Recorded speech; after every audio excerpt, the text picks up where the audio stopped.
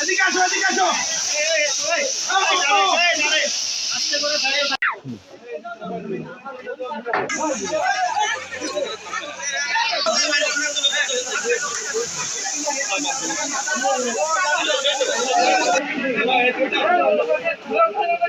ভাই এই সাইডে ঢোকেন এই সাইডে ঢোকেন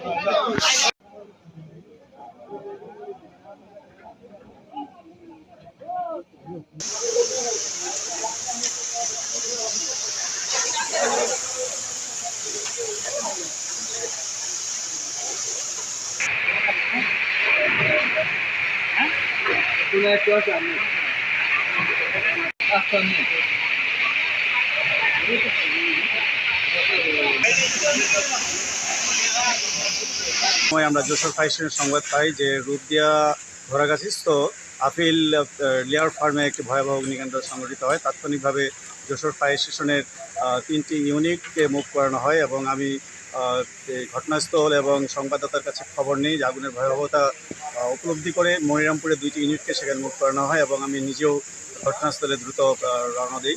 তো এসে যেটা দেখতে পেয়েছি যে এখানে একটি মুরগি লেয়ার ফার্মের শেড, জানা যায় যে এখানে 40,000-এর মতো ডিম দেওয়া মুরগি ছিল সেখানে। এটা প্রায় 400 ফিট বাই 70 ফিটের একটা বড় শেড। এই শেডটিতে অগ্নিকাণ্ড সংঘটিত হয়।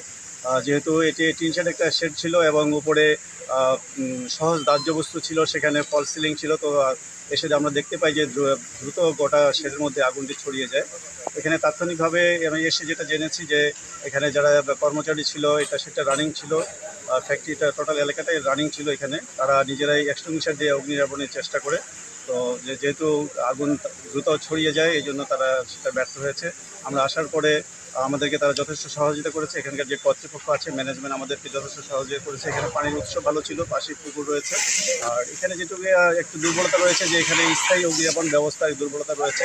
এখানে কোনো ফায়ার সেফটি বাস্তবায়ন করা হয় নাই।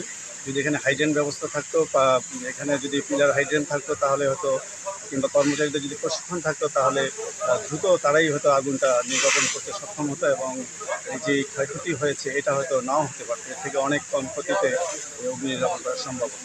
তো এটা আমাদের অধিদপ্তরের ওয়েবসাইটে ক্লিয়ারলি বলা আছে। এখানে নির্দিষ্ট ফি আমাদের অধিদপ্তরে জমা সাপেক্ষে যদি কেউ কোনো প্রতিষ্ঠান, বেসরকারি বাণিজ্যিক প্রতিষ্ঠান যদি আবেদন করে, সেখানে আমরা মহড়া করব এবং সেই ফি প্রদান সাপেক্ষে সেখানে প্রশিক্ষণ প্রদান করা হবে। 2 দিনের একটা প্রশিক্ষণ প্রদান করা হয়।